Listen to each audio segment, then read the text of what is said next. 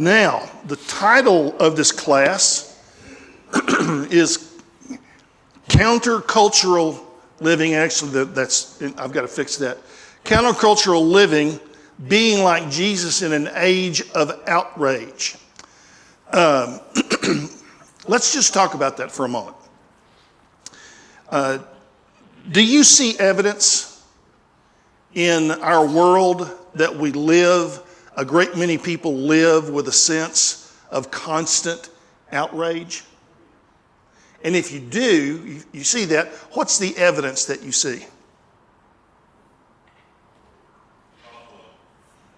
Okay, Buffalo. There were 10 people killed. This is a racially motivated shooting. Yesterday, a young white man. What's the outrage that's going on there? He's afraid of this false theory that goes around propagated by, I'm going to say, it's a common theory that goes around. Okay. I'm going to say the whole reputation theory that's false, that's a lie, that's propagated of hatred. And that motivated him to go shoot 10 people. Yeah. Okay. And the same thing motivated a man to go shoot a Walmart on Alaska. Sure. Okay. Anybody else? Yes, sir. Certainly the protests today with both pro-choice and pro-life with the Roe versus Wade, there's a lot of outrage and anger on people's faces and actions as they're reacting to this. Okay. Yeah. Okay. Tease that out for me. What do you mean? Anyone who says anything publicly that's opposite of what the current political correct ideology is basically cast out or canceled or diminished. Well, you could even say anyone who expresses not just politically correct, but anything that's opposing what the other person thinks. Yes. Right? Yeah. Yeah. Yes, sir. I think on the same level, January 6th, the Washington, D.C. Okay. They didn't get what they wanted, so we'll show you. Yeah. What's interesting to me, and by the way, here's the definition of outrage: an extremely strong reaction of anger, shock, or indignation. That's the noun form. The verb form, to outrage someone, is to arouse fierce anger, shock, or indignation in them. And what's interesting to me, I've read a couple of articles this week talking about how, and this class is not about politics, okay? But I have read a couple of articles this week that talk about how there really are, it seems to be more and more two Americas that exist. And that we're becoming more and more isolated from one another, wherever you stand in those things. But it's like two Americas. And there are even people who are communicating and saying things like that a civil war is not only going to happen, but should happen. Because of the outrage, because of the indignation, because of the anger and the shock. Here's the struggle. A lot of times, and you may disagree with me, but a lot of times Christians are the worst at expressing the kind of outrage we're talking about. There are too many examples where someone will post an outrageous video or make an outrageous post on Facebook or Twitter or Instagram. Whether it's true or not, it triggers just an avalanche of comments on social media. And a lot of times Christians are leading the charge, whether it's true or not. I struggle with the fact, I struggled and still do, at the number of Christian people who would post things on Facebook that were patently untrue, that could be discovered to be untrue with 60 seconds of research. But because it fit their personal narrative, whatever that is, they would forward those things and post those things anyway. And it's like, my frustration is, do we not care about truth anymore? Have we fallen into such a relativistic society that, I've got my truth and you've got your truth? I mean, we've heard about alternative facts and all that kind of stuff. And we've bemoaned that as Christians for many, many decades, that relativism is a problem. But we seem to fall into it just as easily as anyone else. Charlie, what were you going to say? Is there any variation in truth? I don't know. What do you think? I think there is. I think there's variation in understanding. Right? Maybe. Could there be? Okay. But I just believe that sometimes I can read the same thing that you read, and we may have a completely. Okay, now that's not the purpose of this class, but that's a really great point. Why would that be, Charlie? Why would you and I read the same thing and come away with completely different opinions or understandings of the situation or of the thing we're reading about? You're not as smart as I am. Okay, that could be part of it. What else might be part of it? Yeah. I think everything we see and hear and interpret is through our own filters of our life's experience. Sure.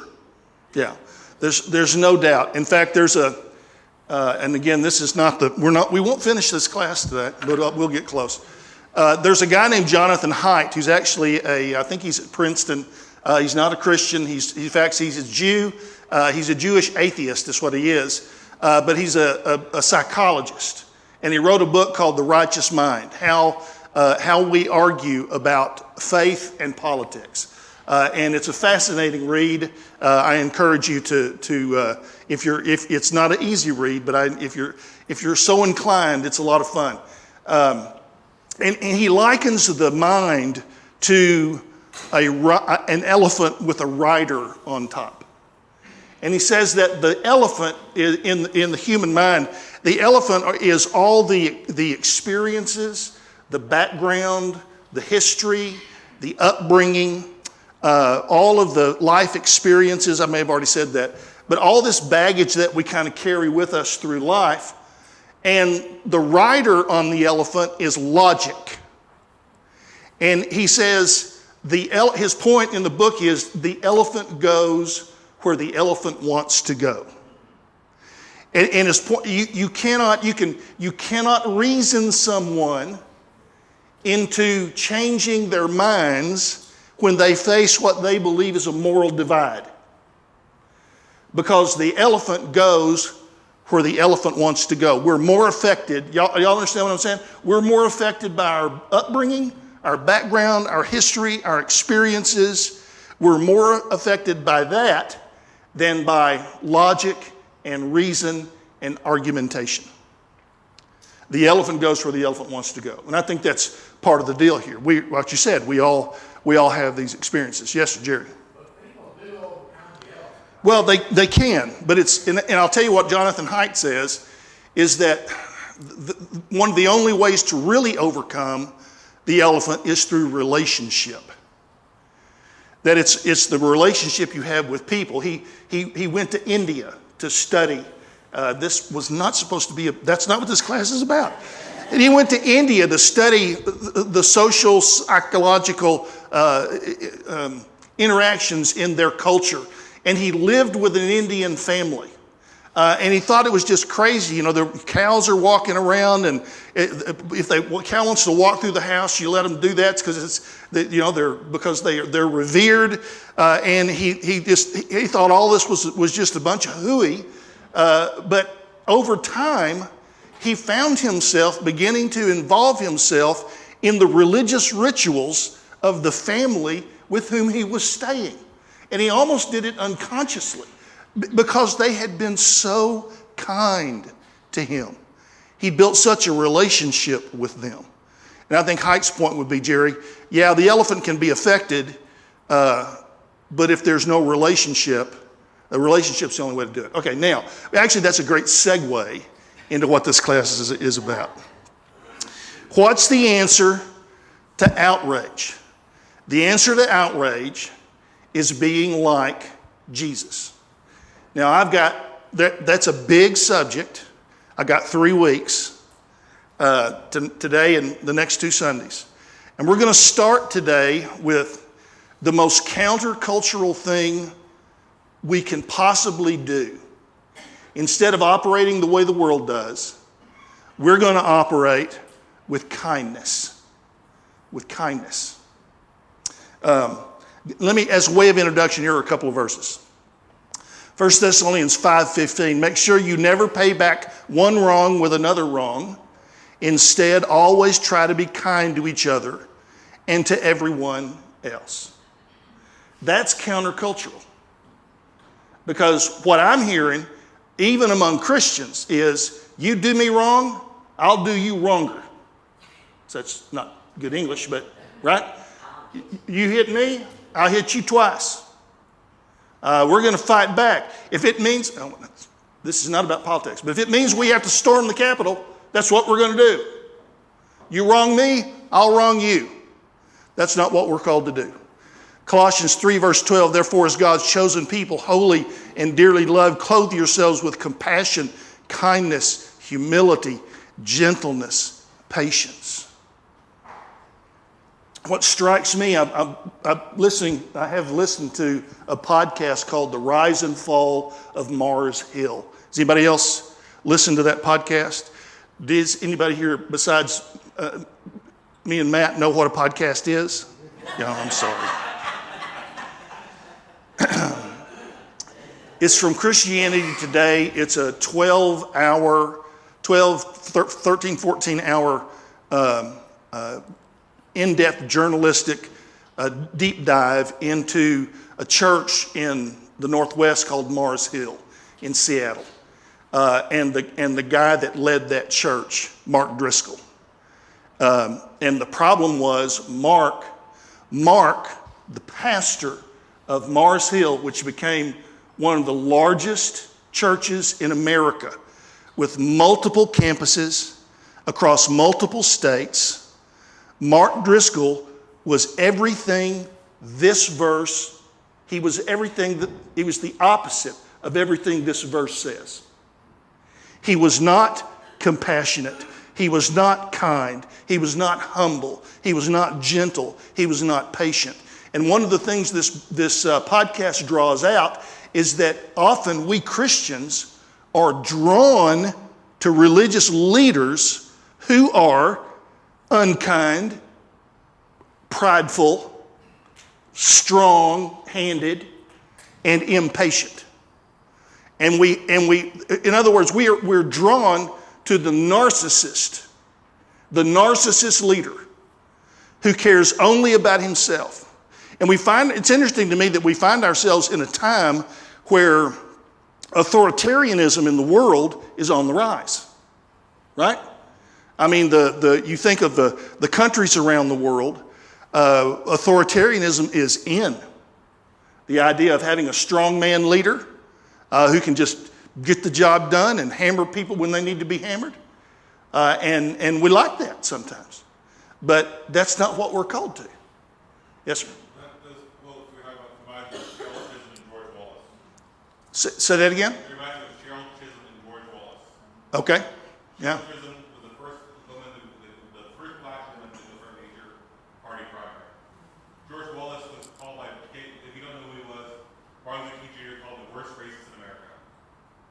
George Wallace was shot. They shot him back, was in the hospital. Cheryl Chisholm could have, gone on, continued her campaign. George Wallace was her opponent in the primary. She had no requirements. Said, I'm going to suspend her campaign, and more than that, she visited George Wallace in the hospital. The great news to me in all of that is that George Wallace didn't remain a racist.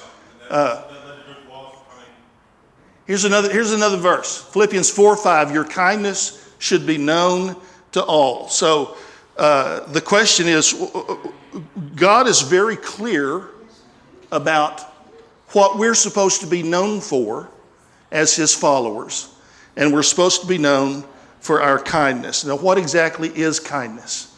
Kindness is love in action. That's the best definition of kindness that I can come up with. 1 Corinthians 16 verse 14 says, everything you do must be done with love. So kindness is love in action. Kindness is not an emotion. It's not a feeling. It's an activity. It's an event.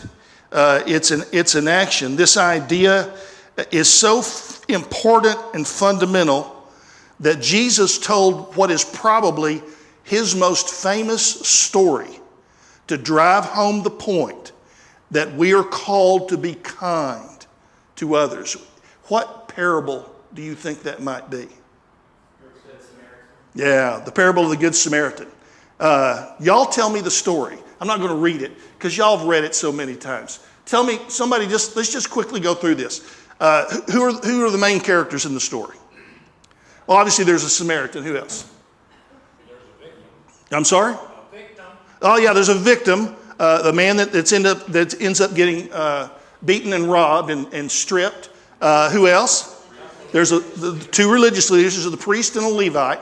And so Jesus tells this story that there's this guy's coming down the Jericho Road from Jerusalem. It's a windy, twisty trail, and it's known for robbers. And they rob this guy and they beat him to within an inch of his life, leave him bloodied on the side of the road and almost dead.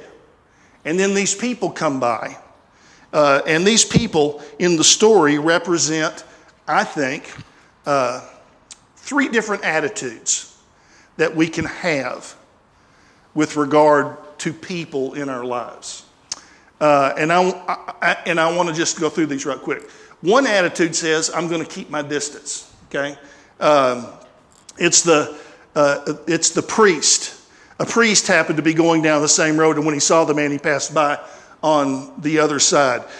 With people, this is sometimes what I do. I keep my distance. By the way, all three of the things that we're going to talk about, all the three of these attitudes, they can all happen to each of us in the same day, right?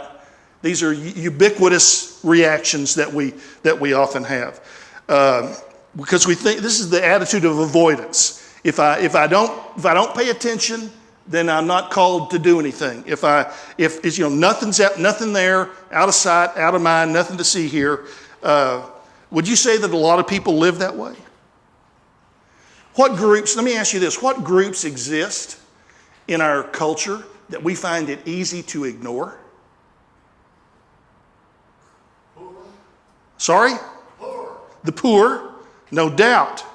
It makes us uncomfortable because we are rich, all of us. What else? Who else? Okay, I'm sorry, beggars?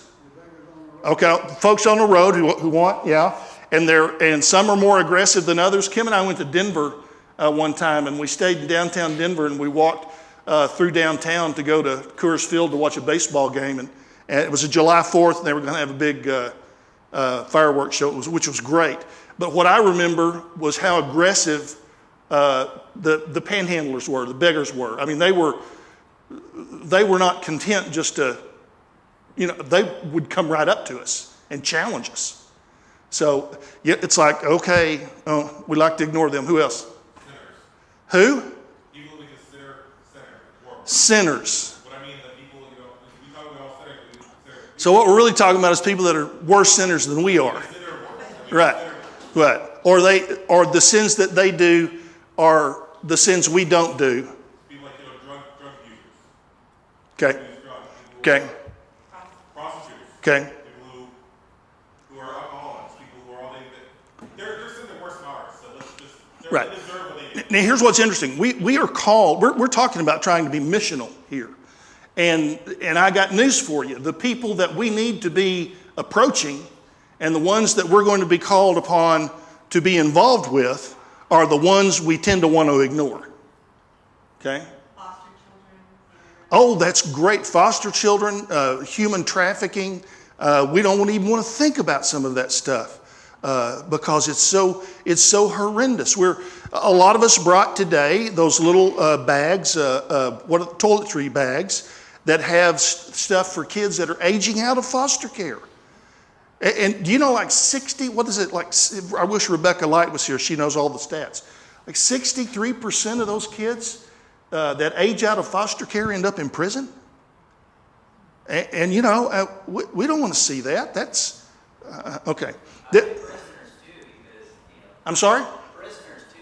Yeah, absolutely, absolutely. The largest prison population of any developed country in the world, because we take our problems and we incarcerate them. You know, and it's interesting to me, you could go to Matthew 25 and see all those different people that Jesus said, if you, as much as you did to the least of these, you did to me. You know, the hungry, the poor, people that need clothing, people who are in prison.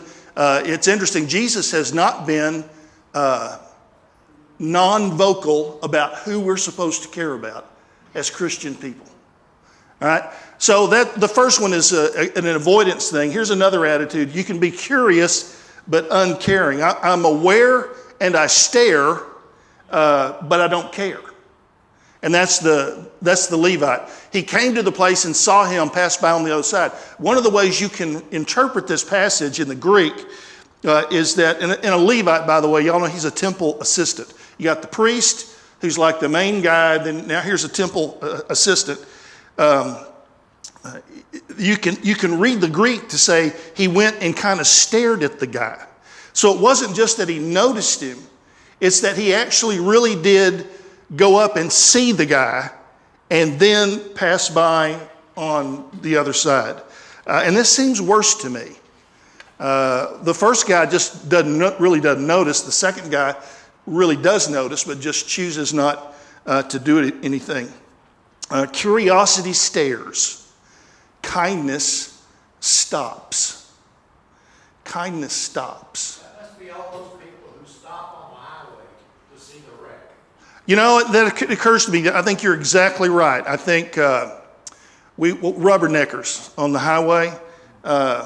Why are we so interested in the pain of other people? You ever thought about that? Why do we love? Frankly, I don't.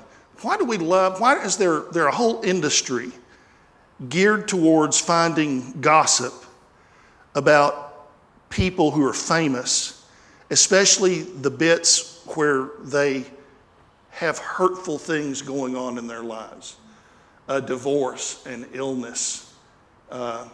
Why is it about us? Makes us better than them. Do you think, is that what it really is? I don't know. The Eagle said if the head's dead yet, you know. Yeah.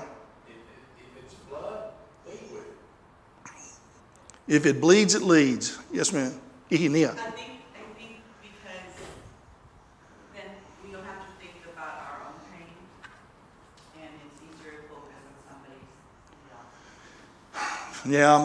Yeah, and we love to talk about other people's pain too. That's what gossip is. We gossip about other people's pain. Yeah, Matt? One publication I think is kind of interesting is when I visited Oklahoma, they had publication articles of headshots of people who have been arrested by the police and they've had their mugshot taken. And you can get basically a periodical at the gas station of just looking at people's mugshots. And this is mugshots.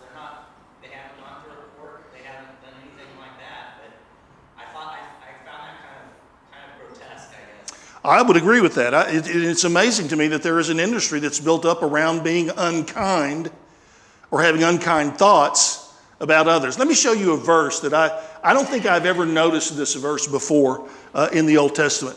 Exodus 23, verse 5. If you see the donkey of someone who hates you, now this is not the donkey of your best friend. This is not the donkey of your neighbor. This is not the donkey of the guy you've heard is a really good guy. He says, if you see the donkey of someone who hates you has fallen under a heavy load, do not walk by. Instead, stop and offer to help. Is that not amazing to you? If you see And the first part of this verse, I think it says, if you see the donkey of someone you hate who has fallen into a ditch, don't walk by, stop, and provide help. So here's a guy that you know hates you. You know he hates you. And the tendency, if you know someone hates you, what's your tendency? You hate him back because he hates you. And so here's someone, this is your vilest enemy. Oh, isn't that interesting? Because we're going to talk about the Samaritan here in a moment. The Samaritan and the Jews didn't get along very well. So he says, what you do is you do the kind thing. You stop and you help. That's kindness. And there aren't any loopholes here. This is about, I don't have to agree with everybody. I don't have to approve of everything they do. They may not like me. They may not like my church. They may be mean to me. I am not allowed to be mean to them because I am a Christian. I am not allowed to do that. I am commanded by God to be kind even to the donkey of the guy that hates me. I treat everybody with dignity and with respect. I don't have to agree with how they believe. I don't have to agree with how they behave, but still I treat them with dignity and respect. I don't care what political persuasion they are. I don't care about their politics. I am called to treat these people in my life with the utmost kindness. It doesn't matter. What I'm called to do is be kind. So that's a couple of options. You can keep your distance. You can be curious but uncaring. The challenge is to show kindness, and that's what the Samaritan does. Kindness is love in action. The Samaritan, it says, 10 verse 33, a Samaritan was traveling that way, came upon the man, and when he saw him, his heart was filled with pity. That word pity is one of my favorite Greek words. It's splanchnizomai. Splanchnizomai. And it means compassion. The King James Version talks about the bowels of compassion. And when I say the word splanchnizomai, it kind of seems like that's something that's going on in your belly. But he had compassion, sympathy, empathy. So what Jesus is talking about here, he gives us a man who's living out what Jesus said in Matthew 7 verse 12, always treat others as you would like them to treat you. That's what is that? Golden rule. We all know it. We usually operate by the silver rule. The silver rule is don't do to others what you don't want them to do to you. But that's not the golden rule. The golden rule is you do to others what you would have them do to you. Now, I'm going to attempt to show a video. Okay, here we go. So I want to talk about something that happened this weekend. I know it's Tuesday. Sometimes I like to ruminate on things all day Monday so that on Tuesday you hear about it. So this weekend I went to Dallas for the Cowboys game. And thanks. And it may not seem like a big deal for a celebrity to attend a football game, but I never leave my house, so it is a big deal. I go through the drive-thru at Wendy's, so I only have to see one person. I'm that kind of person. So there were 100,000 people in this stadium. Beautiful stadium, by the way, that Dallas has. So Portia and I were invited by Charlotte Jones. She's the daughter of Jerry Jones, who owns the Dallas Cowboys. Why am I showing up? I wonder. And we went because we wanted to keep up with the Joneses.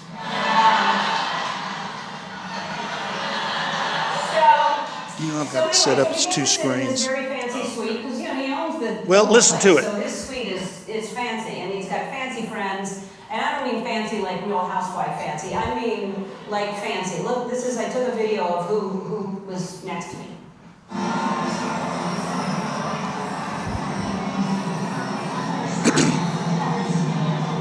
She pans around, and she's sitting next to George Bush.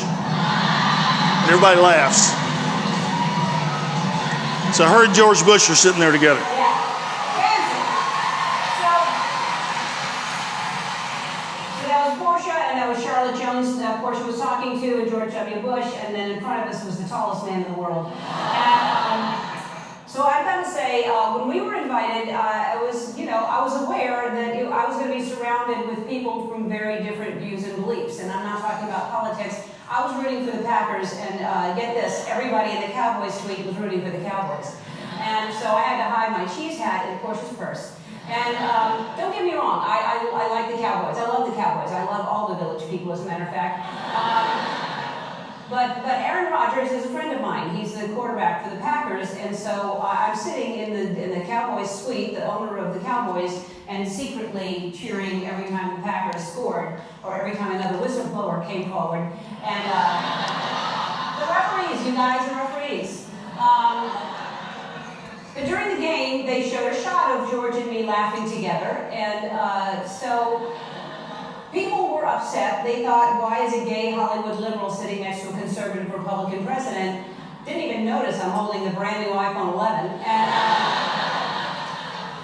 But a lot of people were mad, and they did what people do when they're mad. They tweet, but here's one tweet that I loved. This person says, Ellen and George Bush together makes me have faith in America again.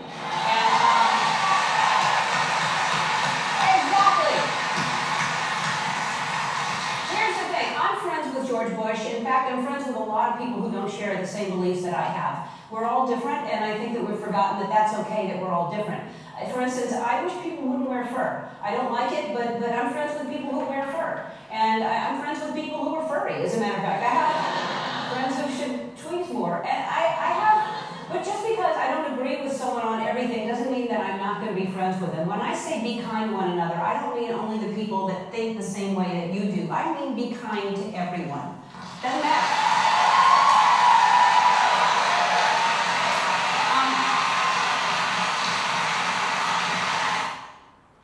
Okay, sorry about the technical difficulties. Point that I'm trying to get across here is that we're being told to be kind by someone that some of us generally might not approve of. But the truth is, there are lots of people in this church that do things I don't approve of. But that doesn't mean I shouldn't be kind to them. I encourage you to watch the video. You can Google Ellen DeGeneres and George Bush. We're called to be kind. I couldn't have put it better. I can't put it better than she did. I'm called to be kind to people who are the exact opposite of who I am. That is the mandate that I have from Jesus Christ. I am going to be kind. I don't agree with everything people do. I don't believe the way everybody does. But I am called to be kind to them. Now, here's a question. How do you become a kinder person? And let me go through these real quick because I've got 5 minutes. Number one, if you got to see the needs of other people, right? The Samaritan saw this guy and saw the need and immediately moved in to help. You can't care until you're first aware, all right? So you got to see the needs. How do you do that? Well, I think you slow down a little bit. I think you start not be in such a hurry. I think you be willing to stop for people who are hurting, whether they're on the side of the road or wherever they may be. There are some things that are more important than my agenda. So I've got to see the needs. I got to sympathize with their pain. That's what the Samaritan did. Verse 33, he saw him and his heart was filled with splagnizomai, with compassion, with pity. Romans 12, that's Luke 10, Romans 12 says, rejoice with those who rejoice and mourn with those who mourn. And I heard someone put this way. What we're supposed to do is mimic the emotion that other people have. If they're mourning, we mourn with them. If they're happy, we're happy with them because we're sympathizing with them. I think ways to do that, to sympathize better, I think, again, we need to listen better because we see with our eyes, but we sympathize with our ears. We hear what's going on with the person. I'm going to skip that. And then I think another thing we do is we stop asking what is wrong with them and start asking what happened to them. What I mean by that is our tendency is to see people that are doing things we disagree with, and we think, what is wrong with them? And that's the wrong question. The right question to sympathize with them is to say, what has brought them to this point? Not what's wrong with them, but what happened to them? What's their life experience? What's going on that they've experienced that may have brought them to the place where they are? When you see someone that's, it was amazing, Kim and I were in LA 2 weeks ago.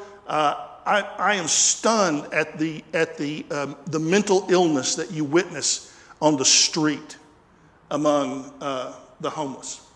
I mean, you can just look at them. They are mentally disturbed, talking to no one. And it's 2 minutes. I'm sorry. Okay, let me keep going. Seize the moment. This is the principle of spontaneity. This is what the Good Samaritan did. He didn't wait. He jumped in. He did something. Okay? So when you see it, don't wait. Don't say, hey, somebody else will take care of that. Take the initiative. And then finally, of course, you're going to have to be willing to be interrupted. You got to move against your fears. And then finally, you got to be willing to sacrifice. Because kindness ain't cheap. It never is. Kindness is going to demand sacrifice from you. Emotional, mental, financial, time, all of that. But if we want to be kind, that's what we've got to do. All right, so kindness is the first thing. We're going to talk about another antidote for outrage next week. So let's just work on kindness this week. And then next week we'll go to the next thing. Thank you all for being here. Just remember, we're going to join out here and sing to the graduating seniors as they come down.